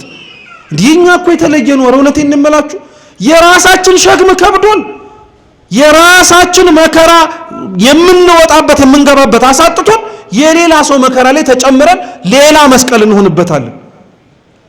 ለእንደነዚህ አይነቶቹ ስለምንድን ነው እግዚአብሔር የሚደክመው? ለምን ይደክምብናል? ለእነዚህ አይነቶቹስ ተመልከቱት። እሾሁም ያው ነው። ስጋዊ ነገር ጥሎ ጠልፎ እንደሚጥለን ያውቃል እኮ። ትተናት የመጣ ነው ለተወሰነች ደቂቃ እዚህ ቤተ ክርስቲያን ውስጥ ተቀምጠን ስንወጣ ግን ብልጭልጭታዋ መልሶ እንደሚያንበረከከን የምናውቃትን ዓለም እንዳለች ተመልሰን ስንወጣ ቀጠሮ ይዘን እንደምንመጣ ስንወጣ ልንጠጣ የተቀጣጠርን ሰዎች አንጠፋም። ልንሰክር፣ ልንዘሙት፣ ክፋት ልንሰራ የሰማነውን ከመኖር ይልቅ ለመዘባበት የምንፈጠን ሰዎች እንዳለን ይታወቃል ተጠንቅቆ። እንዲህ አይነት እሾህ እንዳለብን እየታወቀ ለምን ይደክማል? ሲጀመር ክርስቲያኖች ይሄ ሶስተኛው መሬት በጣም የሚደንቅ መሬት ነው። ለምን መሰላችሁ? ከተዘራው ዘር ጋር እሾሁም እኩል አብሮ ካላደገ በቀር አንቆ ሊያስቀረው አይችልም። እየሰማችሁ ነው? አንቆ ሊያስቀረው አይችልም። ጌታችን ለዛ ነው በሌላ ቦታ ላይ ሲያስተምር ራሱን አሁንም እንደ ዘርዘሪ መስሎ ሲያስተምር እርሱ እንደ ገበሬነቱ መሬቱ ለስልሶ ሲያገኘው ይዘራል። ከዛ ይልና ጠላት ግን ዘርቶ ከጨረሰ በኋላ ትክክለኛው ገበሬ በማታ መጥቶ ይዘራል። አንዳንዶቻችን ጠዋት እግዚአብሔር ይመለክበት ዘንድ የሰጠነውን የልባችንን እርሻ ማታ ክፉ እንዲዘራበት እንፈቅዳለን። ሲጨልም ፀሐይ ስትጠፋ አይደለም ሰው ሳያየን ሊመልሰን የሚችል ምንም አይነት ነገር እንደሌለ ተመልክተን። አሁን እኮ ሰው በነገራችን ላይ ከጨለማው ይልቅ ሰውን እንኳን የማይፈራበት ዘመን ላይ ደርሰናል። ድሮ ሰው ጨለማ ይፈራል፣ ሊያየው የማይችል ነገር እንዳለ ስላለ ስለሚደነግጥ። አሁን ጨለማውም ደፋር አድርጎናል። እንዲያው ማንም ያየኝም እንላለን፣ ሰውንም ማፈር አቆምን። ቢያየኝስ እንላለን፣ መብት አይደል እንዴ እንላለን። ምን ችግር አለው? እርሱን አልነካሁትም። እና ደግሞ እንደዛ ስንል እኮ አንዳንዶቻችን ያምናል። አንዳንድ ሰው እውነቱን ነው እኔን አልነካኝ እንላለን። ነክቶሃል እንጂ ክርስቲያን ነክቶሃል። አንድ አካል ውስጥ ያለ እኮ የቤተ ክርስቲያን እኮ ብልት እኮ ነው እርሱ ራሱ። እንዴት ነው አስቡት እስኪ። ጣትህ ታሞ እጅህ ሌላው አካል ደና ስለሆነ እኔን አለካኝ ይላል እንዴ? አይልም። አይን የታመመውን ከማየት አይቦዝንም። አይምሮ እንደታመመ ለአንተ መልእክት ከመስጠት አይቆጠብም በፍጹም። አንዱ መታመሙን ሌላው አሳስቦት ይናገራል። ዛሬ አንዳችን መውደቅ ሌላችን ያሳስበናል እንዴ? ጎሽ እንኳን ደፋው እኮ ነው የምንለው እኛ። እንኳን ወጣ፣ ድሮም ደና ሰው መስሎን ነበረ፣ እንኳን ሄደ አይደለም የምንለው። እንዲህ በጣም የምንገርመው ነፍስ ተርፎናል እንዴ? እውነቴን እኮ ነው የምላችሁ። እምናጠፋቸው ነፍሳቶች አሉ መልበለን ያስቀመጥናቸው ስለተረፈን እንዴ። ስንት ነፍስ እየጠፋ ባለበት ዓለም ላይ እየኖርን የገባውንም እናባራለን። ያለውን ሰው ከነድክመቱ ተስተካክሎ እንዲጸና ከማድረግ ይልቅ እኔ ምን አገባኝ እንላለን። እሾህ ማለት እኮ ይሄ ነው ክርስቲያኖች። ስጋዊ ምኞታችን ፍላጎታችን ብቻ አይደለም። እሾህ የሚባለው ስለሌላው ሰው የማናስበውም ነገር ነው፣ እማንጨነቀው በፍጹም። ለእንደነዚህ አይነቱም እግዚአብሔር ይደክማል፣ ይሰራል፣ ይለወጣሉ ብሎ ተስፋ በማድረግ መልካም መሬቱ እንኳን ለምን ዘራበት አይባልም፣ እንኳን ዘራበት ነው የሚባለው። እንዲህ አይነቱን መሬት እግዚአብሔር ሁላችንን ያርገን። የዘርቶብን የሚያመሰግነን ደስ አይልም? ዘርቶብን የሚያመሰግነን መሬት መሆን፣ እንኳን አስተማርኳቸው የሚላቸው፣ እንኳን ነገርኳቸው የሚላቸው፣ እንኳን ቅዱስ ሥጋዬን ክቡር ደሜን አሳልፍ የሰጠዋቸው የሚላቸው ሰዎች መሆን አንፈልግም? ያ ያል እኮ እግዚአብሔር አሁንም ክርስቲያኖች ይሰማል እኮ ክርስቲያኖች አሁንም እግዚአብሔር ዝም ያለ እንዳይመስላችሁ። ትዕግስቱ እኮ ነው እንደዚህ የሚያደርገው እንጂ የቁጣውን በትር አንስቶ ጅራፉን እያጮኸ ሁላችንን ማጽዳት ከብዶት እኮ አይደለም። እውነቴን የምላችሁ በፍጹም አልከበደው። ለዛ ነው ጠርጡለስ የሚባል አንድ ሊቅ ይሄንኑ ዘር የሚባለውን ቃል በምን ይተረጉመዋል መሰላችሁ? ዘር የሚባለው የእግዚአብሔር ቃል ብቻ ሳይሆን ይላል፣ ዘር የሚባለው ተዘርቶ ሞቶ ፈርሶ በስብሶ የሚያፈራ የሰማዕታትም ደምም ጭምር ነው ይላል። እስኪ ዘር ማለት በሉ እንጂ የምኖች ደም ነው? እስኪ የሰማዕታት በሉ እንጂ ዘር ማለት የነማን ደም ነው? የሰማዕታት ደም ነው። የወደቀ ዘር አፈር ውስጥ በስብሶ ፈርሶ 30 60 100 ያማረ ሆኖ እንደሚወጣው ሁሉ ይህ ዘር ተብሎ አንድም የሚጠቀሰው ደግሞ ጠርጡለስ የሰማዕታት ደማቸው ነው ይላል። ተመልከቱ፣ በዚህ መነጽር አራቱንም መሬቶች ተመልከቷቸው። እግዚአብሔር ዘር የተባሉ ሰማዕታቱን መዝራት ያለበት የትኛው ቦታ ላይ ነው? እናንተ ቅድም ብላችኋል። እንግዲህ ዘር የሚዘራው ምን የሚገኝበት ቦታ ላይ ነው? ፍሬ የሚገኝበት ላይ ነው ብላችኋል። እግዚአብሔር ግን የሚደንቅ ነው። ምንም ደረቅ መሬት በሆነበት ቦታ ላይ ዘር ይዘራል። እነማን? ሰማዕታቱን። ሰሚ በሌለበት አድማጭ በሌለበት እነሱን ተመልክቶ ሊለወጡ የማይችሉ ሰዎች መካከል እንዲኖሩ የሚፈልጋቸው ቅዱሳን አሉ፣ ሰማዕታት አሉ፣ ምስክሮቹ እንዲሆኑለት። ሰማዕት ማለት በነገራችን ላይ ደሙን የሚያፈስ ብቻ ለማለት አይደለም። ሰማዕት ማለት ቀጥተኛ የቃሉ ትርጉም ምስክር ማለት ነው። እስኪ ምስክር በሉ። እግዚአብሔር ምስክሮች ይፈልጋል። የትኛው ቦታ ላይ? ደረቅ ማንም የሌለበት ልባቸው ያላመነ እግዚአብሔርን የማያውቁት እነሱ እነማን እንደሆኑ የማን ልጆችስ እንደሆኑ ጭምር የማያውቁበት ቦታ ላይ ይዘራቸዋል እግዚአብሔር። ለምን ይመስላችኋል? አንደኛ ለነሱም ክብር ነው። አስፋልት ላይ የተዘራ ዘር መብቀል ስለማልችል ሰው ከሚረግጠኝ ከሚጠቀጥቀኝ ብሎ አስፋልት ወደ መሆን ይለወጣል? መልሱ እንጂ ዘሩ ወደ አስፋልት ይለወጣል አይለወጥም? ደከማችሁ እንዴ? አረ ታዲያ ባካችሁ መልሱ። ዘሩ ወደ አስፋልት ይለወጣል ወይ? እሺ እንግዲያውስ ደግሞ ዘሩን አዋፈ ሰማይ አንስተውት ሲበሉ ታይቶ አይ እኔ አዋፈ ሰማይ ከሚረግጡኝ እንደነሱ ዘር መሆን መርጣለሁ ብሎ አስፋልቱስ ወደ ዘርነት ይለወጣል? ሁለቱም በማንነታቸው ነው ያሉት አይደል? ምን ማለት መሰላችሁ? ሰማዕታትን ቅዱሳንን ከማያምኑ ሰዎች መካከል እግዚአብሔር እንዲቀመጡ የሚፈልገው ጽናታቸውን ለማወቅ ነው። የሚያይ የሚሰማ የሚያደምጥ ማንም በሌለበት ሁኔታ ላይ እነሱ አድማጭ አጣን ተመልካች አጣን ብለው አስፋልት ወደ መሆን ልባቸው ደረቅ እንዳይሆን ጽናታቸውን ለመፈተሽ ነው። አብዛኞቻችን በነገራችን ላይ በማያምኑ ሰዎች ቤተሰብ ውስጥ ያለን ሰዎች የለን። አንዱ ሌላ ሌላው ሌላ የሆነበት በማያምኑ ማህበረሰብ ውስጥ የምንኖራለን። በማያምኑ መስሪያ ቤቶች ውስጥ የምንሰራ ሰዎች አለን። ሁሌን የምናማርረው እንደው እግዚአብሔር ከዚህ ቦታ ነቅሎኝ እንላለን። ለምን? አንተን እዛ ያስቀመጠ ዘርነትህን ጽናትን ሊያው ፈልጎስ ቢሆን ብዙዎች እኮ የአስፋልቱን ደረቅነት ተመልክተው አስፋልት ወደ መሆን የተለወጡ እኮ ዘሮች አሉ። በሰውኛው ሲመለከቱት የሚያያቸው የለም። ሲመለከቱት የሚመለከታቸውና ጥረታቸውንና ትግላቸውን ተመልክቶ ጎሽ በእጅ ያረጋችሁ በእናንተ ውስጥ እግዚአብሔርን አየነው ብሎ የሚመሰክር ማንም የለም። ሁሉም ልበ ደንዳና ነው።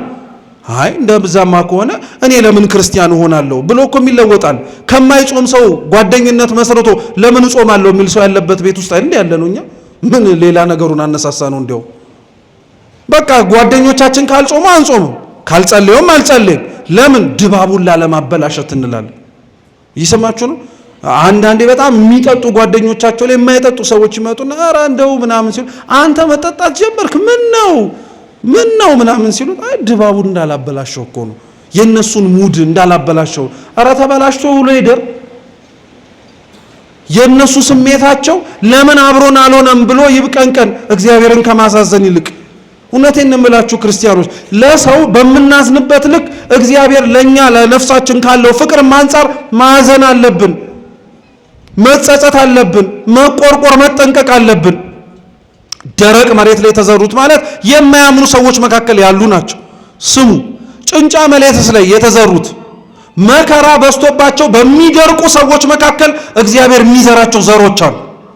አሁን እኛ ተመልከቱት እስቲ ምን መከራ ያን ያክል እንኳን ባይደርስብን ጥቂት የሚያየንና የሚያሞቀን ፀሐይ አብዛኞቻችንን አድርቆናል። በየህይወታችን እንደ አቅማችን እንኳን የመጣው ፈተናን እምላችሁ ግን እግዚአብሔርን እንዲህ እንድንጠራጠረው አልያ ደግሞ አንዳንዶቻችንም እንድንክደው ካልሆነም ደግሞ አለ ወይስ የለም ብለን እንድንጠይቅ እንኳን በር በተከፈተበት እኛ መከራ አየን በምንልበት ዘመን ላይ የሚዘሩ ዘሮች አሉ። ሩቅ አትሂዱ። እግዚአብሔር ይመስገን በረከታቸው ለሁላችን እንደተደረሰን የአርሲ ክርስቲያኖች አሁን አያቸዋቸው እኮ አሁን እኛ መከራ ደረሰብን ነው ታዲያ የሚያስብለው? መከራ ደረሰብን እኛ? ኧረ እግዚአብሔር ቸር ነው፣ እግዚአብሔር ቸር ነው። እኛንማ ምንም አይነት እንኳን ሰይፍና ስለት ተነስቶብን ድምፅና የሰው ፊት እንኳን እኮ እግዚአብሔር እንድንጠራጠረው የሚያደርገን ሰዎች ነው። ሰው ፊቱን አጠላብን ብለን እኮ ምንቀር ሰዎች ነን እኛ። እውነት ወይስ ሐሰት? እውነት። ፊቱን አጠቆረብኝ ብለን ይሄድን እሷ ተናገረችን ብለን እየሸሸን ባለንበት እነርሱ በፍጹም መከራ ሊያደርቃቸው በሚችሉ ክርስቲያኖች መካከል ሆነው እውነተኛ ዘር ሆነው ታይተዋል። ይሄም ብቻ አይደለም። እኒህ ሰማዕታት ሌላም ትምህርት አስተምረውናል በቅርቡ። ሶስተኛውም መሬቶች ናቸው። እሾህ ይዋጋል። እሾህ በደንብ አድርጎ ከፍ ተብሎ እንዳይታይ አንቆ ያስቀራል። አንቆ ያስቀራቸው ብዙ ነገር ነበረ። ከፍ ብለው እንዳይታዩ ጩኸታቸው እንዳይሰማ በሰውኛው ያፈናቸው ነበረ። እውነት ነው፣ ሀቅ ነው። እነሱ ግን ከፍ ብለው ታዩ። ደማቸው ለኛ ምስክር መሆን እንዲችል እኛ ክርስቲያን መሆንና መኖር እንድንችል አሳየን እግዚአብሔር። እውነቴን እኮ ነው የምላችሁ ክርስቲያኖች፣ እሾህ ባለበት ቦታ ላይ የሚዘሩ ዘሮች አሉ። እውነተኛ የእግዚአብሔር ባለሟሎች በማያምኑ ሰዎች ብቻ አይደለም፣ መከራ በስቶባቸው በሚጠራጠሩ ሰዎች ብቻ አይደለም፣ ጥቅም አታሏቸው በሚወድቁ ሰዎች መካከል የሚዘሩ ዘሮች አሉ። በዘመነ ሰማዕታት ላይ የምናከብራቸው ሰማዕታት እኮ እሾህ አንቆ ያላስቀራቸው ሰማዕታት ናቸው። ቅዱስ ጊዮርጊስን ይዩት፣ እንዴት አይነት ገድለኛ ነው ባካችሁ! ሀብት ንብረቱን፣ ዘውድ ሽልማቱን፣ ሁሉን ነገር እኮ ነው የተወው። እሾህ ማለት እኮ ይሄ ነው ክርስቲያኖች። እርግጥ ነው አያስፈልግም እያልን እኮ ላይሆን ይችላል። ሹመቱን፣ ሽልማቱን፣ ሁሉን ነገር ንቃችሁ ታው ትላለች ቤተ ክርስቲያን። እውነት ነው፣ ከዛ የሚበልጥ ነገር ስለሌለ ነው። ከቤተ ክርስቲያን ክብር ከመንግስተ ሰማያት ልዕልና ሊበልጥም ሊተካከልም የሚችል ምንም አይነት ነገር የለም። ግን አስፈላጊ ከሆነ ግን እነዛንም ነገሮች እንድንይዛቸው ቤተ ክርስቲያን ልትፈልግ ትችላለች። እየሰማችሁ ነው? በደንብ አድርገን ይህን ጠንቅቀን ማወቅ መቻል አለብን።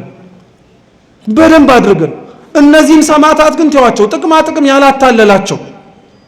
ብዙዎቹ እኮ ሰማዕትነትን የተቀበሉት ስለ ክርስቶስ ሲሉ ገዳምና በየበረሃው ወድቀው የተገኙት እኮ ነገስታት ናቸው፣ ሹማምንት ናቸው።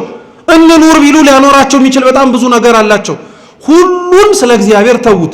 ሁሉን ስለ እግዚአብሔር ብለው ስለተዉት እርሱ ራሱ መልሶ የናቁትን ዓለም ሰጣቸው። አይደንቅም? እኛ ለእግዚአብሔር እኮ ምንም ነገር ስላልተውን ነው የምንፈልገውን የማናገኘው። ታውቃላችሁ? እጅ ሁሌ የጠገበና የያዘ ከሆነ አዲስ ነገር ለመቀበል አይችልም። ግዴታ የያዝከውን ምን ማድረግ አለብህ? መልቀቅ አለብህ። እነሱ ሁሉን ነገር ሲለቁ እግዚአብሔር እንደናቁት ተመልክቶ መልሶ የናቁትን ነገር ሰጣቸው። ዓለሙን ግዙት አላቸው። እንደፈለጋችሁ ሁኑበት አላቸው። ሰው በኃጢአት ሲመላለስ እነሱ በጽድቅ ተመላለሱበት።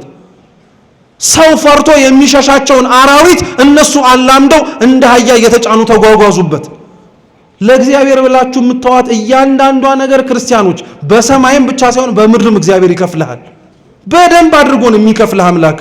በደንብ አድርጎ ብድራትህን በምድር እንኳን ባይከፍልህ ላይከፍልህ ፈልጎ አይደለም፣ የበለጠውን በእግዚአብሔር በመንግስተ ሰማያት ሊሰጥህ ስለፈለገ ነው። አንዳንዶቻችን እንዲህ አይነት ጸባይ ስላለብን ነው ለእግዚአብሔር ይሄንን ሁሉ ዘመን እንዲህ አድርጌ ምንም ነገር እኮ የተደረገልኝ ነገር የለም። አንደኛ እግዚአብሔርን ማምለክህ ራሱ እግዚአብሔር ያረገልህ ትልቅ ተግዳሮት ወይንም ደግሞ ትልቅ በረከት ነው አይደል? እንዳንተ እኮ አጣው ብለህ ልትወው ነበር። እንዳንተ እኮ የሰጠኝን አላየውም ብለህ ልትረሳው ነበር። ግን እግዚአብሔር ስላላየህ የአገልግሎት በረከትህን ቤተ መቅደስ የመገኘትህን ቃሉን በመስማት የደከመውን ሰውነትን ይሄ ይገባሃል ብሎ አይስጥህ እንጂ ሳይሰጥህ ቀርቶ አይደለም። የበለጠውን በላይ በሰማያት እንዲሰጥህ ስለፈለገ ነው። ሌላኛው እውነት ለመናገር እግዚአብሔር የድካማችንን ዋጋ እንድናየው የማያደርገን ለምን መሰላችሁ? ትዕቢተኛ ስለሆንን በራሳችን ያደረግነው ስለሚመስልን። ዜና አበው ላይ አንድ ታሪክ አለ። አንድ መነኩሴ 40 ዓመት ሙሉ በጠባብ አለት ውስጥ ተቀምጦ ለሰርክ ብስት ብቻ ቅጠል እየበላ ይኖር ነበር። በጣም መራር ቅጠል 40 ዓመት እንደዛ ኖር። ኋላ ከቅድስና ክብር በደረሰበት ጊዜ ላይ አምላካችን ልዑል እግዚአብሔር ተገለጠለትና ይህን ሁሉ ዘመን ወዳጄ ተጋድለሃል፣ ስለኔም ስትል ክርስቲያናዊ ሕይወትን ለመኖርም ጥረሃል። ስለዚህ ምን ላርግልህ? ምን ልስጥህ? እስካሁን እንደደከምክበት ድካምህ ልስጥህ ወይስ እኔ ባሰብኩት ይበቃሃል እምልህ ላርግልህ አለ።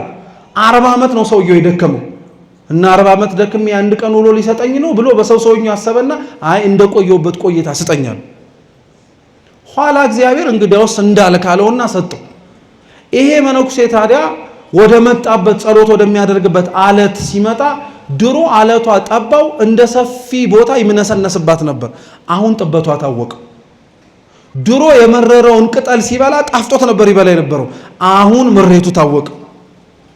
ከዛ አዘነ በጣም። ለካ 40 ዓመቱን በሙሉ ጠባቡን ሰፊ አድርጎ መራሩን ጣፋጭ አድርጎ ያቆየው የሱ የራሱ ድካም ሳይሆን የማንቸርነት ነው፣ የእግዚአብሔር ነው።